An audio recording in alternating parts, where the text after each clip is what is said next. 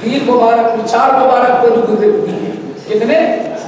چاروں مبارک پور سے مشہور ہے، الگ الگ ہے. سب سے پہلا مبارک پوری مولانا ابوالسلام مبارک پوری صاحب سیرت البخاری. نمبر 2 مولانا عبدالرحمن مبارک پوری صاحب حکمت الاحمدی، جن کو 1906 کے 26 کے اندر ملک عبدالعزیز رحمت اللہ علیہ نے حرم کے اندر درس حدیث دینے کی دعوت دی تھی کہ انہوں نے دنیا کے لوگوں کے پاس لے کر لکھا کہ دنیا میں کون سا ایسا محدث ہے. کیوں؟ یہ حرم صدیوں سے قال الشافعی تو سنا ہے، سمجھ گئے نا.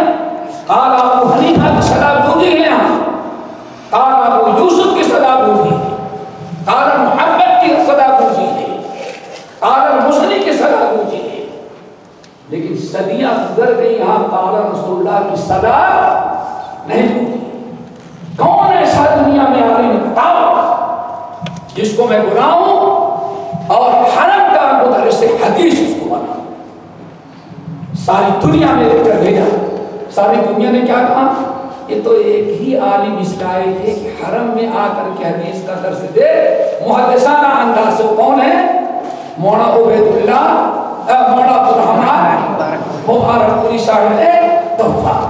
تیسرے یہ دونوں میاں صاحب کے شاگرد کون؟ عبدالسلام اور عبدالرحمن. تیسرے مبارک پوری جو ہیں مولانا عبید اللہ الرحمانی، عبید اللہ بن عبدالسلام بن بہادر خان. سمجھ گئے نا؟ بن بہادر خان. سمجھ گئے؟ یہ مبارک پوری جو ہیں یہ دارالحدیث رحمانیہ کے شیخ الحدیث تھے. شیخ الحدیث مولانا احمد اللہ قریشی دہلوی رحمت اللہ نے، جن کے شاگردوں سے پورا آج کا سعودیہ پورا سعودیہ جو حدیث سے عام ہوا. سن 1900 تقریباً 22 کے اندر 3 علماء یہاں سے نکلے تھے نجد سے حدیث حاصل کرنے کے لیے. گئے ازہر کہ وہاں حدیث کی پڑھائی.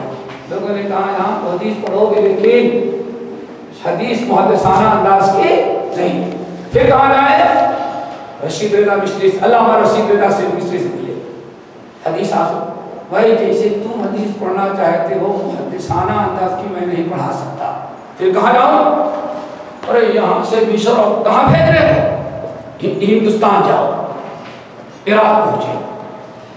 شنقیطی رحمت اللہ علیہ تھے محدث عراق سے مشہور، ان کے ہاں جاؤ. ان کے وہاں پہنچے. صاحب ہم لوگ جہاں جا رہے ہیں وہ کہتے ہیں ہندوستان حدیث کے لیے جاؤ. ذرا آپ تو محدث ہیں. کہا محدث تو ہوں لیکن حدیث اگر محدثانہ انداز سے پڑھنا ہے تو کہاں جانا پڑے گا؟ بصرہ سے کشتی پر بیٹھے ہوئے جا رہے ہیں. سب سے قریبی علاقہ بامبے تھا. اتر گئے. بامبے اترے. بامبے کے مسلمانوں سے علماء سے بھائی ہمیں حدیث پڑھا. ہم عرب سے آئے ہیں، مارے مارے پھر رہے ہیں. مصر گئے، مصر سے رات پہنچے، رات کے موٹانیاں کہاں سب لوگ ہندوستان بھیجتے. تو ہندوستان تو پہنچ گئے ہیں، بامبے کے کس محلے میں بڑا شہر ہے نہیں ہوتا پڑھتے. کہا اگر حدیث پڑھنا ہے تو بامبے میں نہیں دلی جانا پڑے گا. دلی پہنچے. اب دلی جانے کا مطلب جامع مسجد دہلی، کوئی مدینہ آئے تو سینٹر مسجد نبوی ہے. دہلی پہنچے، وہاں کے امام صاحب سے ملے، ان سے پوچھا نمازیوں سے. تو کہا بھائی ہم لوگ تو نہیں، ایک بوڑھا مولوی ہے جس کو شیخ الحدیث لوگ کہتے ہیں، ان سے کہا کون؟ کہا شیخ الحدیث مولانا احمد اللہ پرتاپ گڑھی دہلوی رحمۃ اللہ علیہ، جن کو استاد العلماء کہا جاتا ہے. کہا ان کے پاس جاؤ. وہ گئے. 3 سال انہوں نے حدیث پڑھی اور حدیث پڑھنے کے بعد پھر لوٹے مصر، سودان، ملیشیا. سمجھ گئے نا؟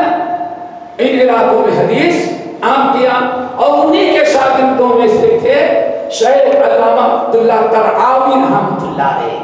حدیث پڑھ کے ہے جنہوں نے جنوب کے اندر سے جادوگری، شرک، کفر، نفاق سب کو مٹایا، اللہ تعالیٰ نے بڑی برکت دی تھی۔ انہی احمد اللہ رحمۃ اللہ علیہ کے دارالحدیث سے مستعفی ہو جانے کے بعد یہ شیخ الحدیث تھے مولانا عبید اللہ الرحمانی، اپنے استاد کے جگہ لی۔